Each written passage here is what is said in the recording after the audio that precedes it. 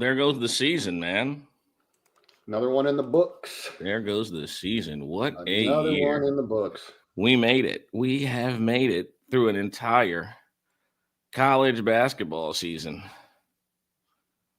It's been great. Been a fun year. Shout out to Paige and the girls, man. I know you're fucking ecstatic. Ah, that was awesome. And the way they won it too, just never a doubt. That game was never in doubt. Nah, Sarah Strong is going to be the number one pick in 3 years. She is so special, bro. Oh, easily. She is special. Easily. Not even any sort of you can't even argue it. She's so good. Yep. Ooh, I'm hype as shit for tonight. Okay. We are back. It is April 7th, 2025. Monday, to be exact. We have a national championship being played tonight. It's your boy Sosa Picks. Final episode of College Hoops RX with my guy Spin Doc Sports, your resident college basketball genius. My man, how are you today? How you feeling? Where we at? Oh, look behind me. I'm doing wonderful, man. Minnesota girl, Hopkins High School, all the way from Hopkins High School to the national championship and probably the number one pick in the WNBA draft. Paige Beckers, man. We followed her since high school. She's like a folk hero here. And just has had that star quality as a player, as a person. Super easy to get along. You know, the thing that people don't realize with Paige too is as good as she is at the game, she does so much for girls who are coming up and who want to play. Always comes back home and does all kinds of youth girls camps. Super personable, you know. Obviously my son played, so you know, I'm more on the guys side, but with the for on the women's side, knew a bunch of players and parents, and they just said she's just the nicest person, always, you know, helping and teaching young girls, trying to grow the game. So could not be happier for her. She worked her ass off to come back from that ACL and capped it off yesterday. That game was never, ever in doubt.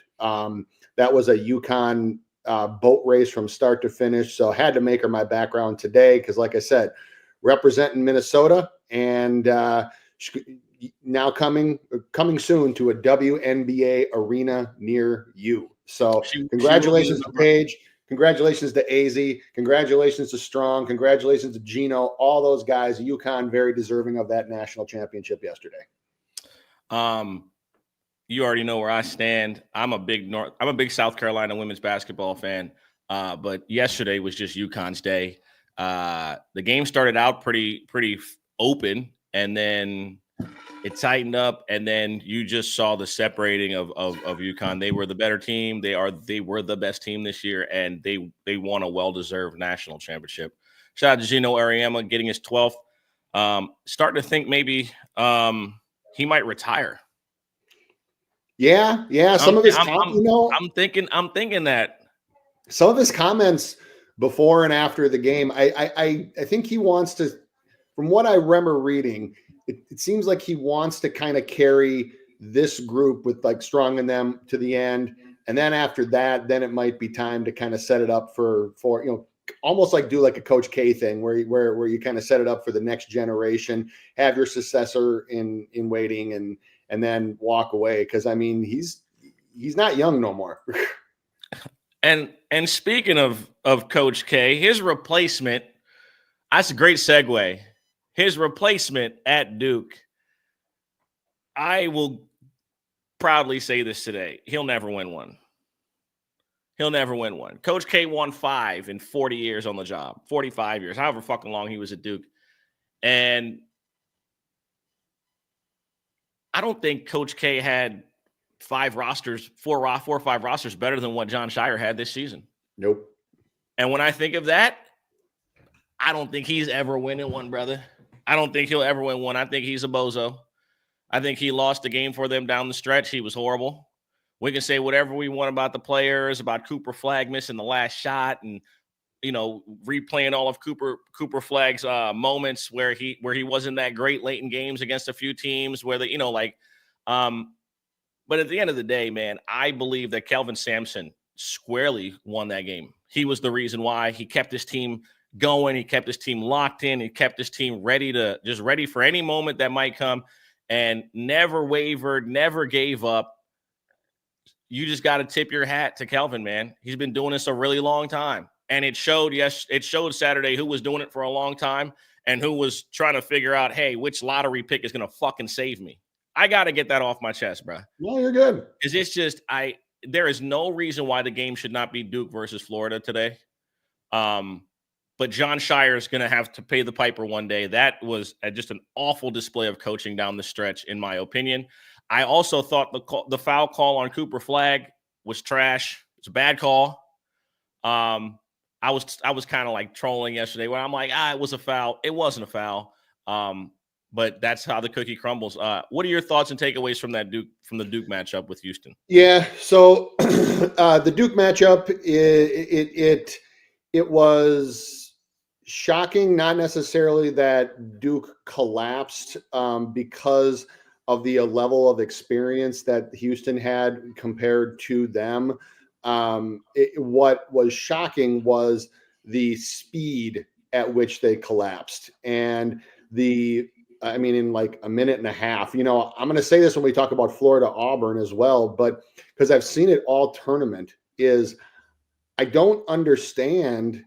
Partially because they're college kids still at their core, but I don't understand how, when you're in a situation where you're being pressed hard at the end because the other team is going to have to get the ball back and possibly foul, is that guys just stop moving to inbound the ball. I was talking with my brother about this yesterday, is just freaking just stand there and just clap their hands and like you could see Proctor was just like just getting so the clock's going off in his head, and it's like, none of you guys are open. Standing there and clapping like this you're not open. So I don't understand. They also just kept running the same fucking motion out of bounds. Like, what the fuck are you doing? Why do you keep fucking doing the same shit? Yeah. Again, we'll get to Florida Auburn in a second, but I do give Golden credit because after the timeout that Clayton had to use because Florida was doing the same thing, he did scheme a nice little thing to have some diagonal motion to get his guys open. But Duke didn't do that. Duke all just stood there and then tried to throw it up and over Houston, which with the wingspan that they have, that just doesn't work. So no, overall general thoughts on the game is that I think that the first half, Duke's talent won out just because they're just that much better overall.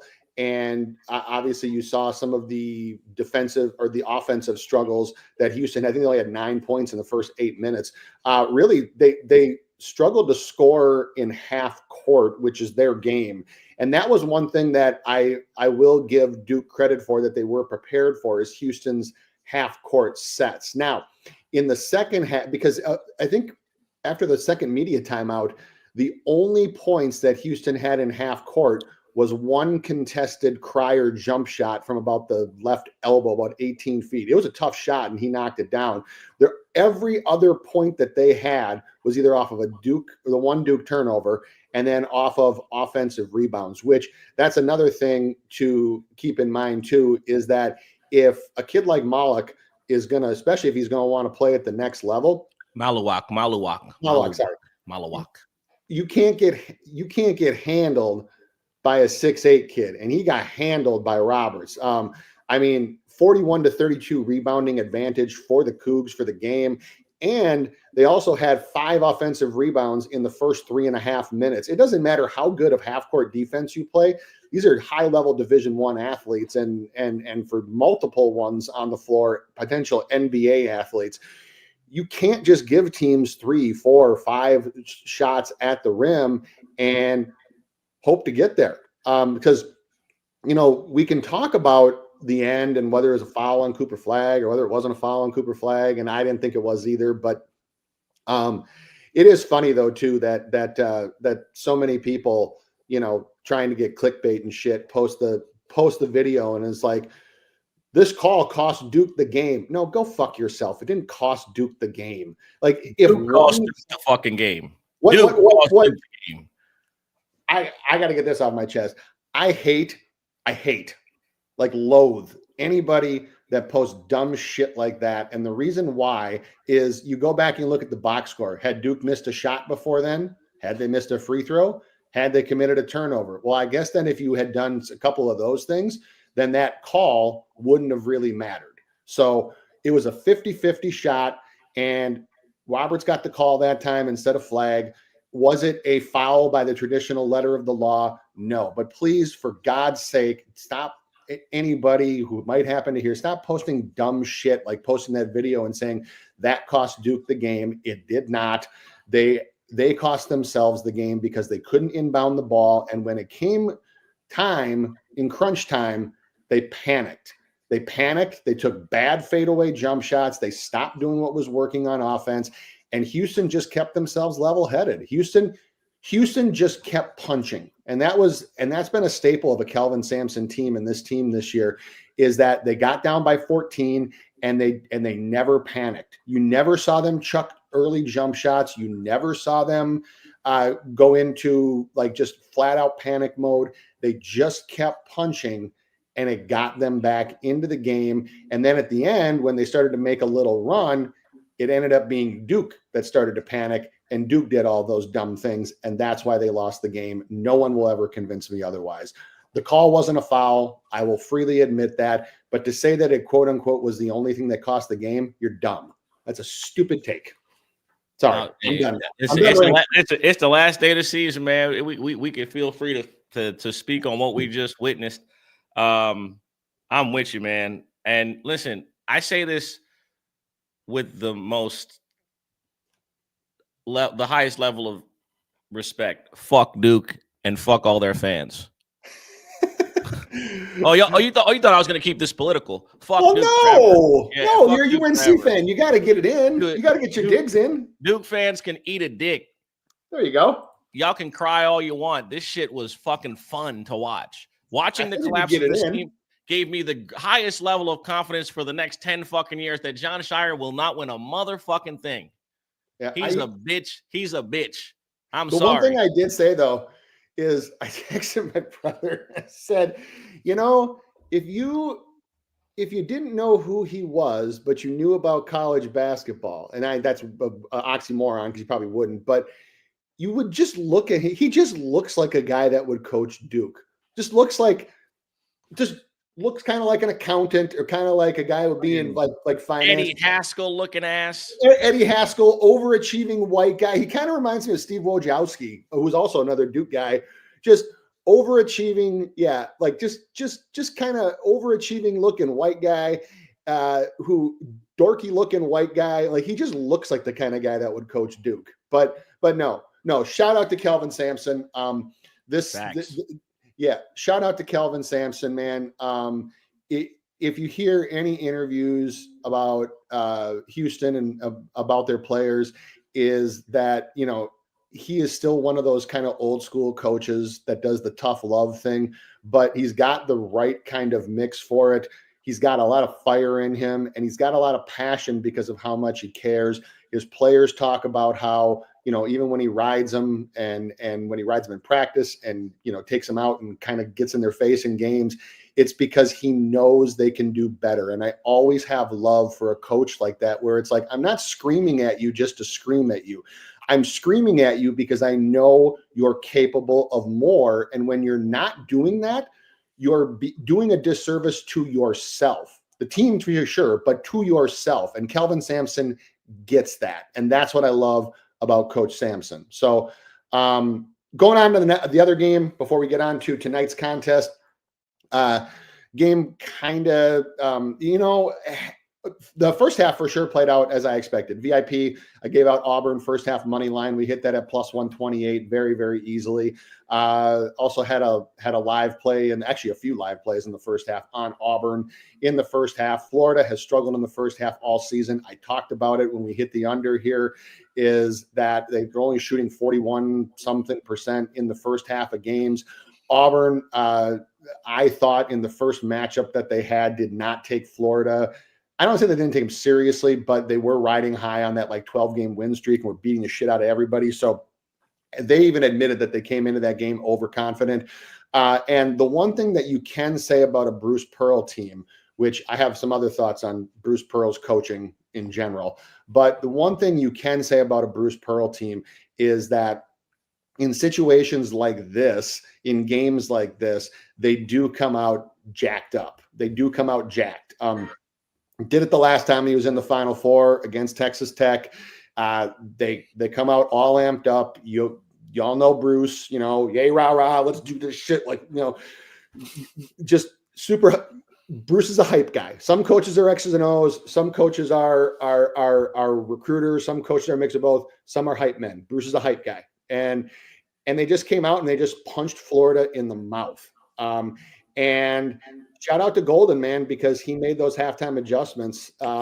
And I mean, just general thought for turn over to you, Sosa, is even though I wish he had more of an NBA body, because I would like to see him succeed at the next level and star. I do think he'll play in the association, but again, he doesn't really have an NBA body.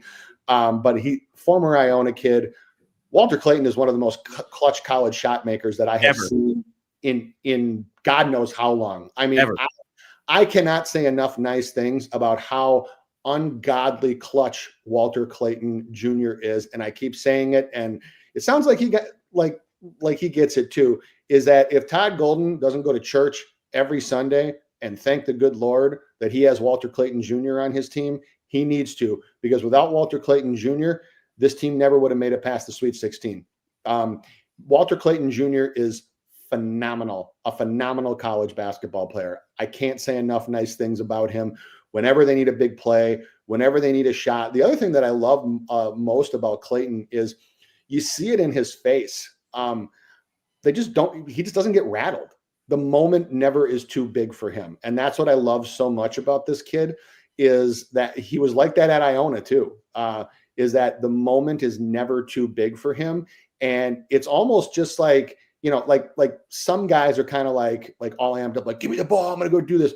Clayton's just like, all right, we need a hoop. Yeah. All right, I got it. Come here, give me the ball. And then just calmly breaks a guy down, goes and scores. And then the way he walks away from shots like that is just that quiet confidence that like he just expected it to go in. And that's not arrogance. It's just like he just knew it was going to go in because he's got that much confidence in his game. So Walter Clayton Jr., hell of a game. Second half, Auburn did all the dumb shit that Bruce Pearl teams sometimes do, chucked bad shots. Their defensive rotation in the second half was just absolutely awful.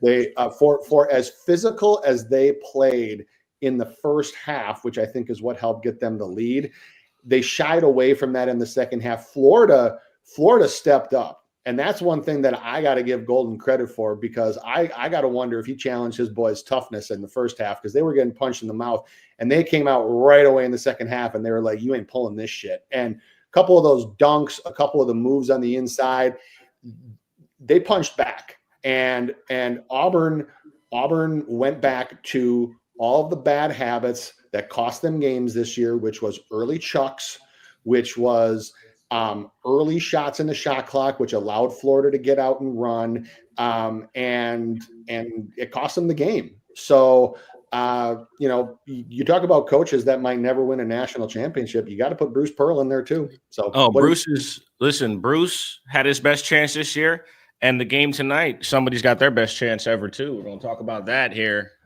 shortly, but just my sentiments in regards to the Florida game. Walter Clayton Jr. is on a Kemba Walker run. Oh, this is some Kemba Walker shit. I mean, like, you could talk about having that dog in you. He's a pit bull. He really is one of them ones, man, and it's no debate. I think that he's moved himself into a relatively high draft pick as well. I think you're talking about you don't know if he's going to get a shot.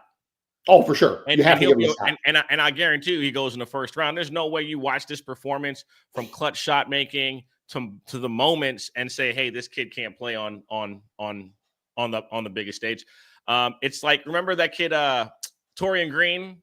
Yep. Who played at Florida and he was like one of the best players on the team, but he played amongst like lottery picks and nobody really thought of him as one of those guys. I think I'm not comparing him to him, but I'm saying that he's going to have an opportunity at the next level for sure. Janai Broom, I'm glad Ben Swag brought that up. Absolute no-show in the second half. Your All-American Player of the Year candidate, absolute no-show. I don't give a fuck about injuries. There is no excuse for you to only have one fucking field goal in 20 minutes of play in the biggest game of your career. You're 28 or whatever. He's got a hair. The hairline showed you for sure. I'll tell you what, as soon as he cut them braids off, he's going to have to go bald because his shit's hanging on by a thread. Broom, his shit is fucked up. His hairline is, you'll never find. Well, and the other thing with Broom is that he was so much more patient in the first half when he got the ball and Condon was guarding him one-on-one, because Broom's got about 15, 20 pounds on Condon. Even though Condon's a little bit taller, you saw the Broom would just slowly back him down, take his time, make a few moves, and then create some space because that little like 6 to 7 foot fadeaway jump shot for him is just so pure. Second half, it's like he just rushed everything and would just smash, just kept smashing into the post, chucking it at the rim, and then going like this, like, where's the foul? And I wish that I could have even just heard some of the things that Pearl said to these guys at halftime, because it was like watching a different team in the second half. I'll freely admit, I thought that Auburn actually had it figured out. I really did. And I did too. I thought they had it figured out. Because remember, we watched the first game, and when they played the first time, like, all it took was one run from Florida, and it's the same thing that happened in this one. All it took was one run from Florida for them to assert themselves, and they kind of just weathered every moment. And we've kind of seen that in this tournament. That, and when the money's on the line, get the fuck out of Walter Clayton's way. Yep, that's what it's been in this tournament. He has been outstanding. I mean, he could very well Jerry West this shit. He could lose tonight and probably win most outstanding player. That's a real possibility. He's played that well. I mean, we can have that conversation for real. I mean, if Houston wins tonight, I think the only person for Houston you can legitimately think about giving it to is Cryer. That's what I'm saying. I think Walter Clayton, win or lose, is the best player in this tournament. And has Clayton and has Cryer really outplayed Clayton this tournament? No. Absolutely not. I will say he did. Without Cryer, they don't go to they don't beat where they want. No chance. Obviously, he hit in the first game of the Sweet 16 game. He couldn't miss. Right. He was fucking. I mean, he turned into Steph Curry in the first half. He had like 5 threes, like 7 or 8 of them in the game. So it's going to be between Clayton or him. But obviously, we've had a couple thousand games played. We've won people a lot of money. It's the last game of the season. For anybody that's familiar with the show, on January 18th, I did bet Florida to win the national championship at plus 2,000. Shout out to Bullpen Bets, Mr. Helicopter himself. So I do have an active future in the game. I have to say that before we get into it. Yeah. Because what you're going to hear is probably a lot of opposing thoughts beyond one in regards to the Florida Gators. I think me and Spin were on the same page, and we really haven't even spoke that much in regards to the game. But we do have one game to be played, one game left this season. I was just going to go through some comments before we do that. Yeah, for sure. Yeah, just give a shout out to some people. It's L's. Good morning. UConn women were dominant all season. They were indeed. Thanks for joining. Logan in the house. Good morning to you as well. Same thing to Moneybag Tone, always with us. And what's the word from Kicks for Boogie? Welcome in. What's the word? Sosa, top of the tap. Adams Digest. Loving your backdrop, Sosa, with the spotlight. Hey, man. Mario, good morning to you. Draw attention to yourself. What's that? Draw attention to yourself, but do it on your own terms. trying to rob FanDuel as we all are. Good morning to you. Thanks for joining. Kicks for Boogie saying never win a championship is crazy talk. I'm not. I don't. Shire will never win a championship, not unless he can load the roster up. Because let me tell you, okay, I'm glad he said that. Bro, you had seasoned vets. You had a 3-year lottery pick in Proctor, right? You got 7 probably first-round picks on the team. You think Shire's going to be able to put a roster like this together again? And also remember, he dominated a conference that was ass this year. The ACC is not going to be that bad again. Will Wade's not pulling up to North Carolina State to sit there and be a fuck off. You kidding me? He's been able to recruit everywhere he's went. You think NC State's going to be bad for much longer? They're going to be fucking good. Where has Will Wade gone and they've not won? Sorry. Never. He will never fucking win one, brother. Just come to grips with it, my bro. Come to grips with it. All love, though. Stephen Harrison, welcome in. Big old Houston, agreed.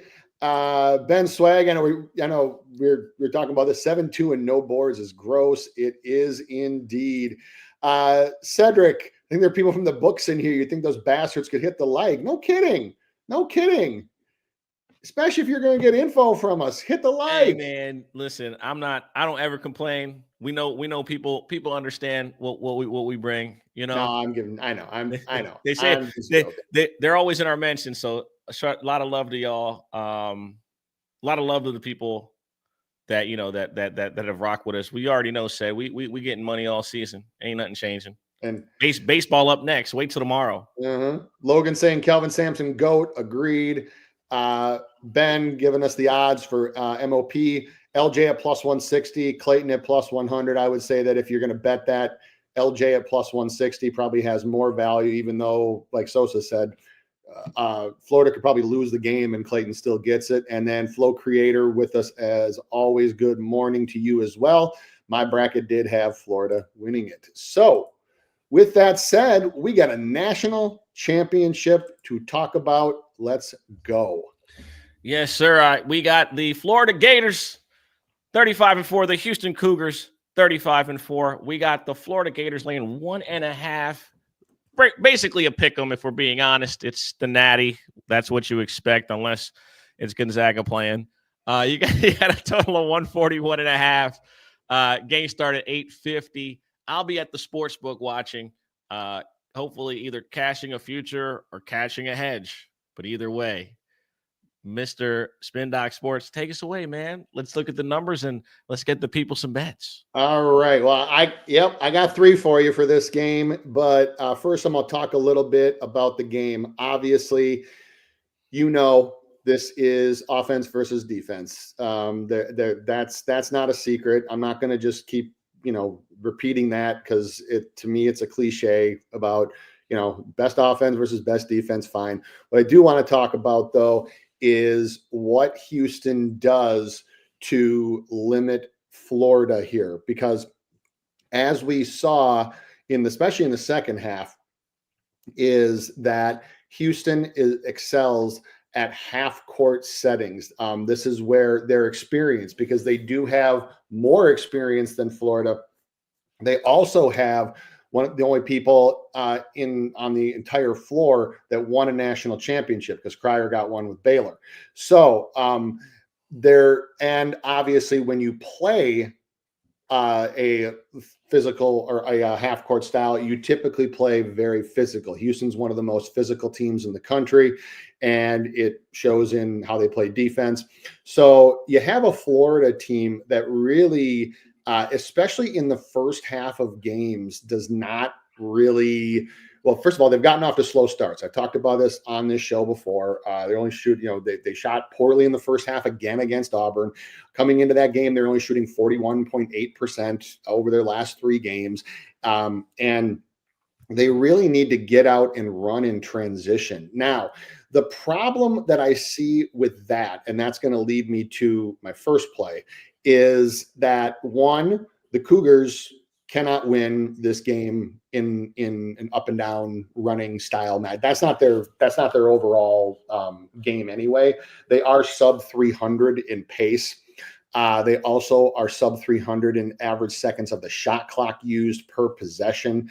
And what you've historically seen is you've seen slower paced teams can manage Florida's scoring a little bit better and manage their transition on short turnarounds, and obviously only one day rest. And even though Florida controlled the second half of that game, that still was a very physical game. I think that, I mean, there were a lot of fouls that went uncalled, but I know Condon fouled out. You had 3 or 4 other guys with 4. There was a lot of bumping and banging going on in this game, and so Houston is going to be even more physical than that.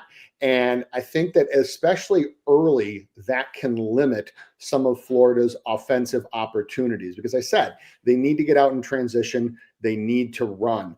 The other thing here that I see that is going to lead into this play is that while Florida is 5th in the country in offensive rebounding percentage, you have a Houston team that is just absolutely phenomenal on the boards. Top 25, top 100 in defensive rebound percentage. Has gotten even better in the tournament. So you need Houston to really just limit those second chance opportunities.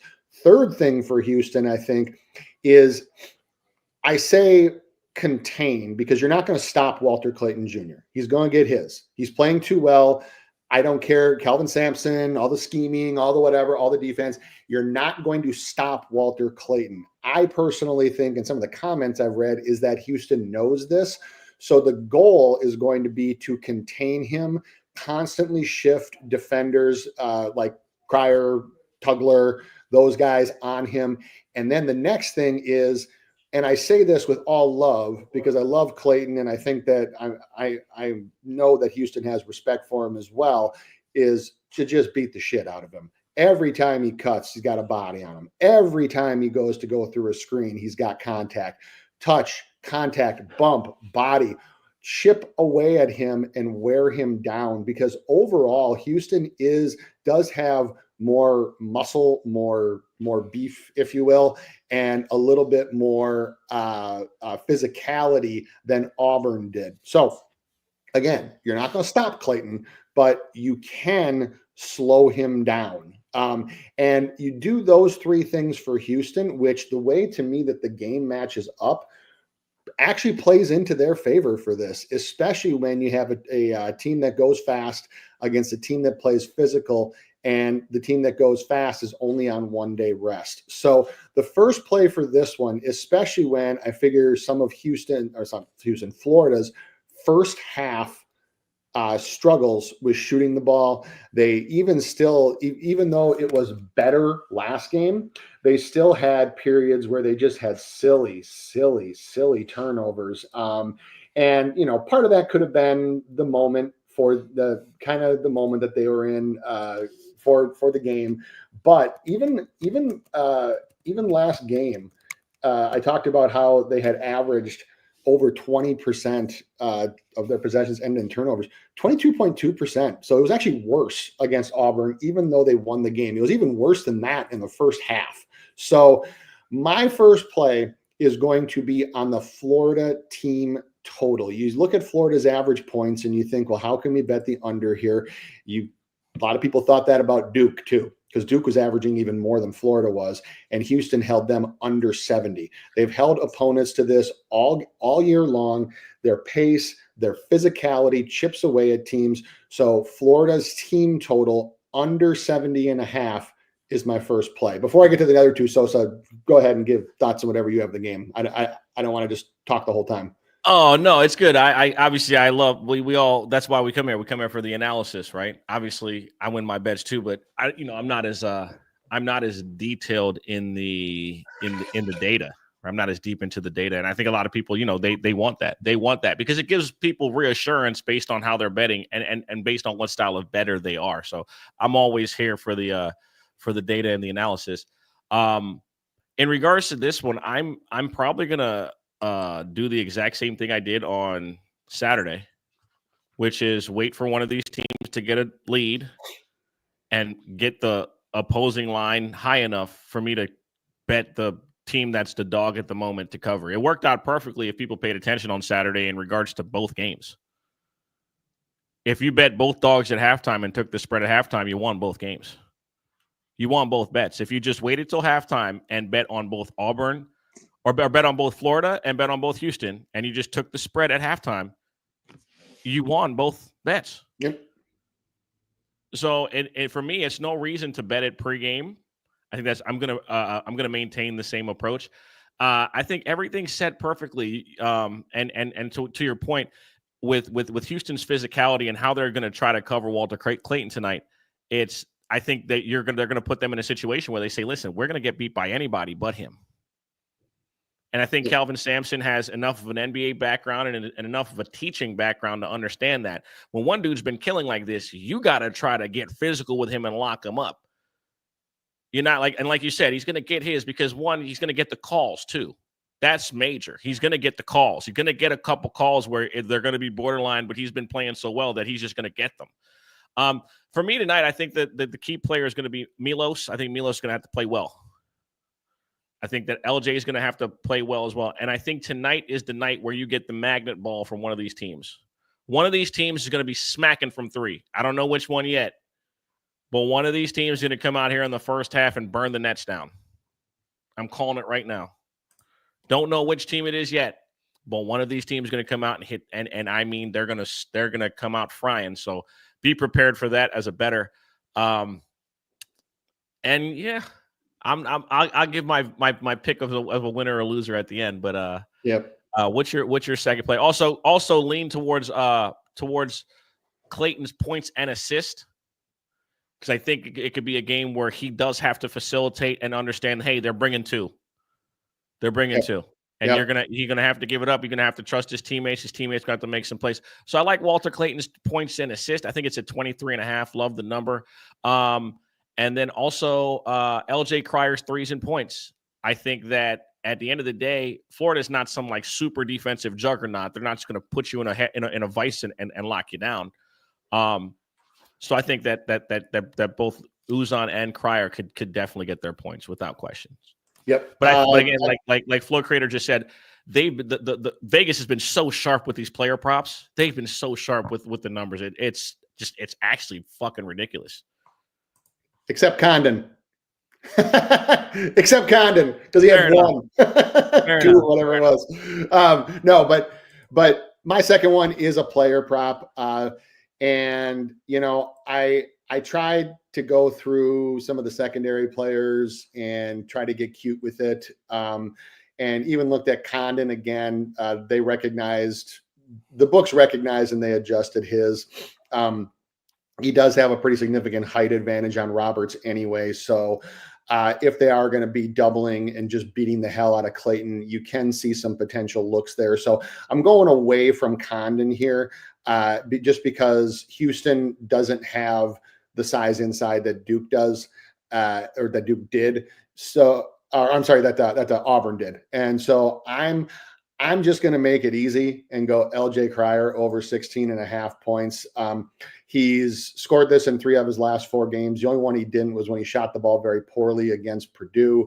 That was a game where Houston was kind of iffy all around from the field. But ever since then, shooting over 55% effective field goal percentage. He's shooting almost 50% from 3 aside from that in this tournament, 45% from deep in the tournament, and averaging almost 19 points per game. He is, like I mentioned before, the only person who's going to be on the floor who has national championship experience.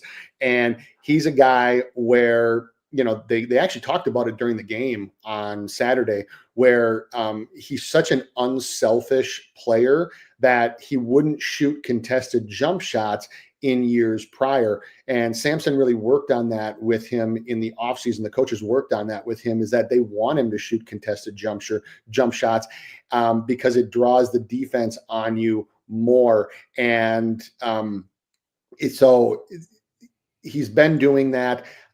He's shooting he's actually overall for this tournament has played just exceptionally well. 85% free throw shooter, get to the line a few times. So 16.5 points for a guy whose offense, especially if they're going to have a chance to win, Houston's offense needs to revolve around.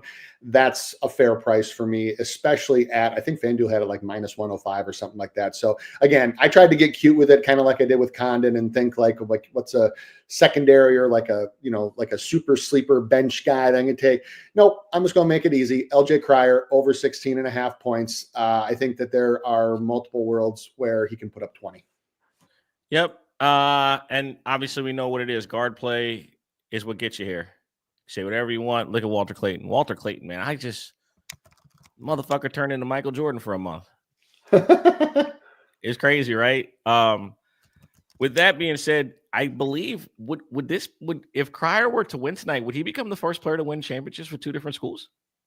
I don't know. I forget. And actually, thought about that. That'd be pretty fucking crazy, right? That'd be nuts. We gotta look that up. Somebody's gotta look that up for us. James Jack, Baylor actually won in Indianapolis.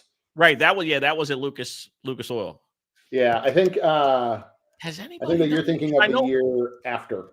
I know there were father and sons that have won championships. Like I remember, Mike Bibby, he won. His dad won at UCLA, and he won at Arizona with Miles Simon. But he would be the first player, right? Okay, Mario says it. Yeah, first player to do it. From a historical standpoint, that would be insane. Like sick. That's some movie shit for real, right? We didn't think of that. Like that's kind of crazy. Win two championships at different schools. Also, what would that prove to you? It would prove to you that whoever wins the transfer portal wins championships. Mm-hmm. Oh, who'd have thought that? Oh, crazy. Crazy how that works, right? I'll just let everybody kind of read this. Logan, Roberts, points and rebounds, had a great double-double against Duke. Yep. Finding value. I respect the value. The value, but 17.5 points. I mean, the guy is an offensive rebounding machine, and I have never seen a team that is that good at back tap offensive rebounds. They not only Roberts down there banging and using his athleticism to get around guys, but if you notice when the shot goes up, where the guards position themselves diagonally near half court for two reasons. One is so they can get a back tap when it comes out because the other team is crashing so many to the glass. Number two is that if they don't come up with the rebound, where are they? They're already back near half court to prevent the run. Yep. It's such a brilliant strategy. Yeah, all right. I mean, we sleep for some reason. We sleep on Calvin Sampson. Like he didn't get in trouble was it Oklahoma? Yeah. Got in trouble at Oklahoma. And then he went and worked under some very, very, very brilliant NBA minds. Don't ever get that fucked up either. He did a great job of taking his time away from the college game and absorbing new concepts. And what he's done at Houston from as far as building it from nothing, which we got to be honest with it. When he got there, they were at nothing. Yep.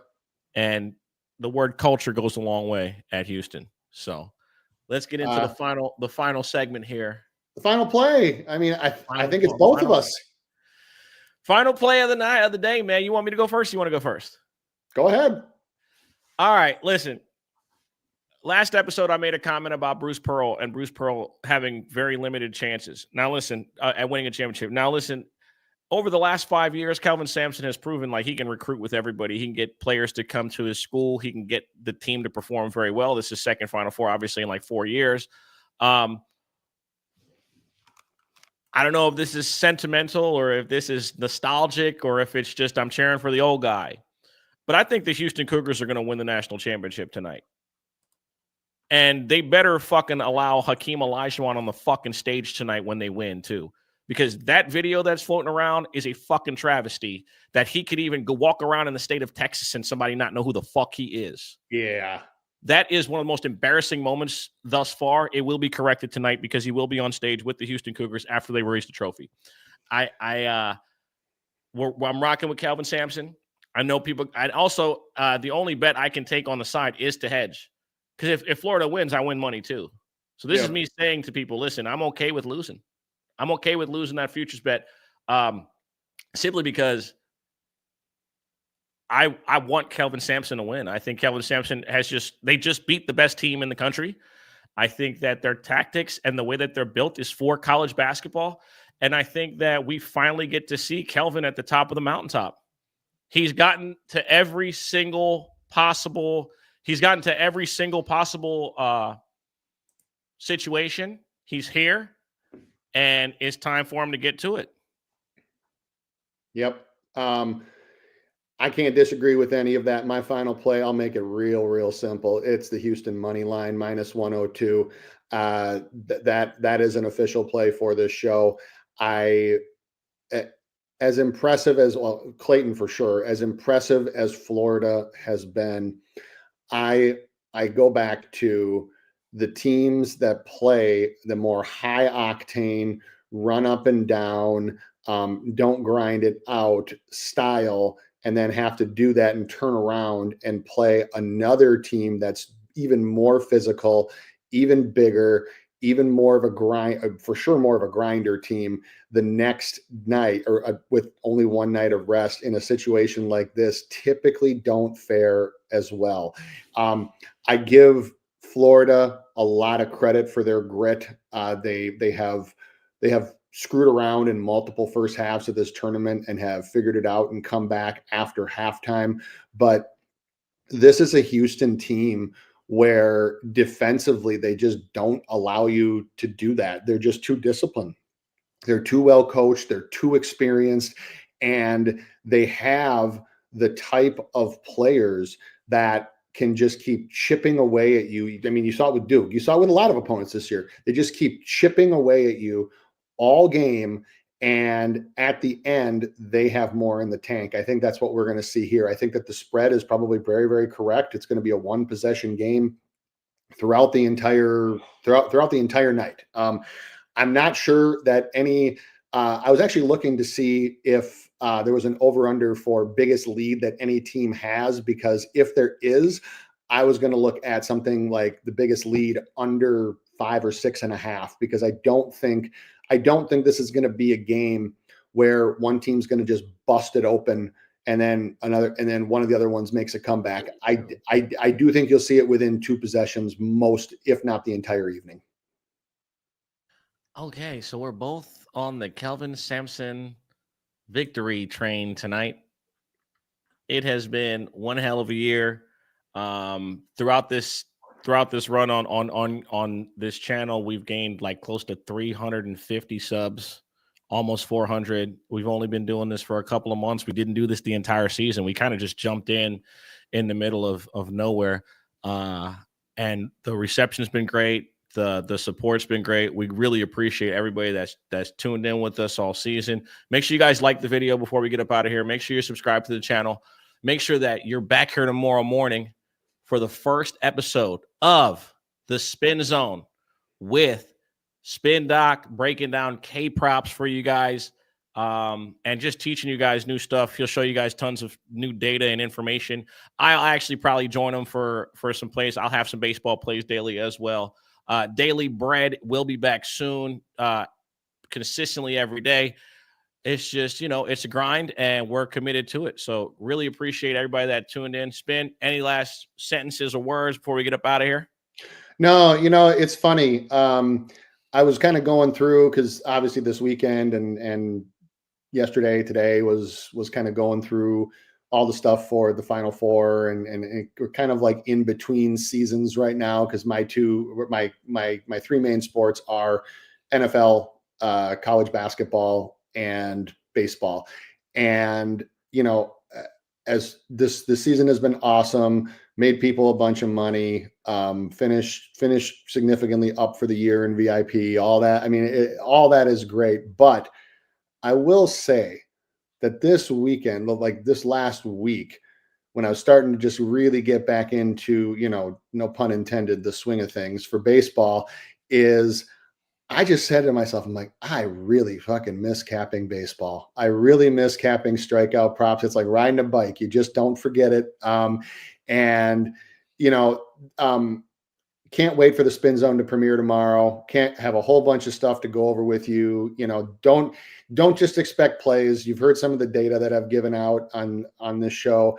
Strikeout props are how I got my name. It's how I got my following, and it's stuff that I love teaching just as much as telling. So if you're interested in getting some free winners and maybe learning a thing or two, would love to have you join. So, man, thank you to everybody for being here with us. Thank you to everybody for all the love. We really, really appreciate it. And yeah, let's have, okay, go ahead. One last thing. Fuck Duke. And if no matter what, one last thing I'm going to say, if you're a true college basketball fan, you stay up and you watch One Shining Moment. It's one of the best moments in all of sports, no matter who wins. You watch it live. If you're a true college basketball fan, One Shining Moment is just the perfect way to cap off the college basketball season. Thank y'all. We'll see you tomorrow. Rest in peace to Luther. Peace.